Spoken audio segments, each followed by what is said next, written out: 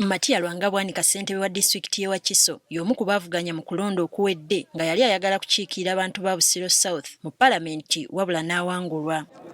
Ono nga yavuganyizza ne bannabalala 11 okuli Charles Matovu munna NUP, Kenan Opio munna NRM, Grace Namugowa FDC n'abalala, wabula akakiiko k'ebyokulonda ne kalangirira Kenan Opio ng'omuwanguzi.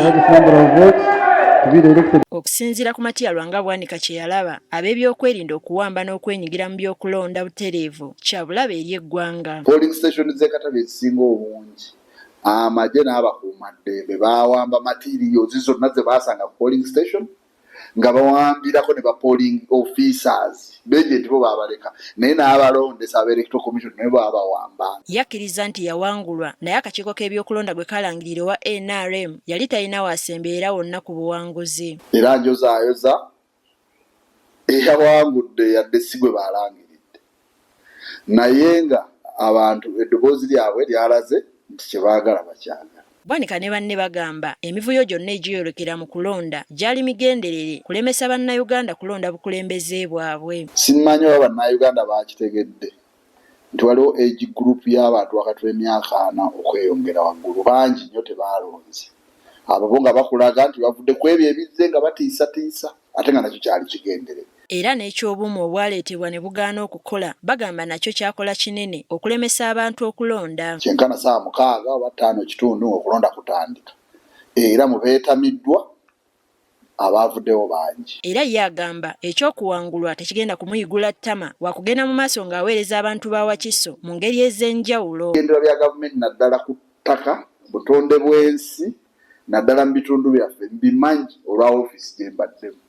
Singa banneeyunira tusobola okusala amagezi ne tubaako kye tutaasa.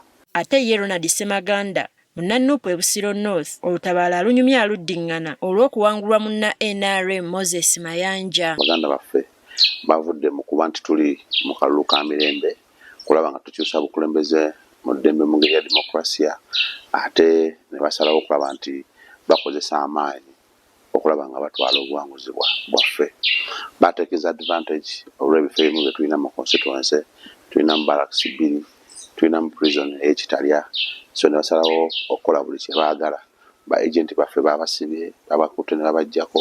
Ono naye alumiriza ab'ebyokwerinda okwenyigira mu kulonda ekyaviirako akavuyo akangi okukkakkana ng'abomu ku bantu baabwe bakwatiddwa. RDC bakenyigidde mu ffe RDC tumulabe nga ate yakuŋŋaanya byala fomu za opponent nga ate ya supervisinga okugaba obukonge ba OC nga bagaba obukonge obulonda n'ebintu ebirala. Ono atubulidde nti yamaze dda okukuŋŋaanya obujulizi era nga ssaawa yonna wakuddukira mu kkooti okulwanira obuwanguzi bw'abanna Busiro North. Yange tukompilinze obujulizi bwonna kuba tulina obujulizi bwonna obulaga nti omukulu talina we yawangudde wabula yabbye bubbi. So obujulizi obwo ngaffe nga ttiimu tupulaninga butwala mu kkooti. Basabye bannayuganda okusitukiramu n'okugatta amaanyi okulaba nga balwanirira eddembe lyabwe ery'okweddiza obuyinza bw'okwerondera abakulembeze baabwe. Mu kulonda ekyamazima bennyamiza biswaza eggwanga eribaddewo okumala ebbanga nga lino lyanga eryakatandika okutwala obwetwaze. So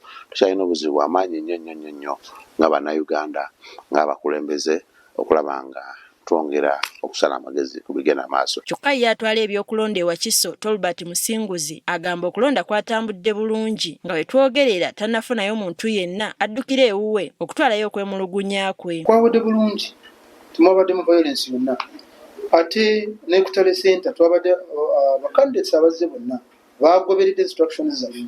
Sinaba kufuna petition yonna kubanga kati wanjogerera sirina complaininga sirina petition abantu bavuddeyo bulungi. Ono era asabye abantu okwenyigira mu kulonda okuddako okugenda okubeerawo ku Lwokuna lwa Ssabbiiti eno nga bassentebe ba disitulikiti ne bakansala baabwe balondebwa. Polling stations zonna mu district by ssaawa 12 polling materials yakuba zituuse. Tulonda president n'abakansellors district councillors abagenda kukiikirira kuva mu magombolola gaffe mu town councils zaffe ne municipal divisions zaffe kukiika ku district. Teddy Nakaliga agaffe eyo ku Spark TV.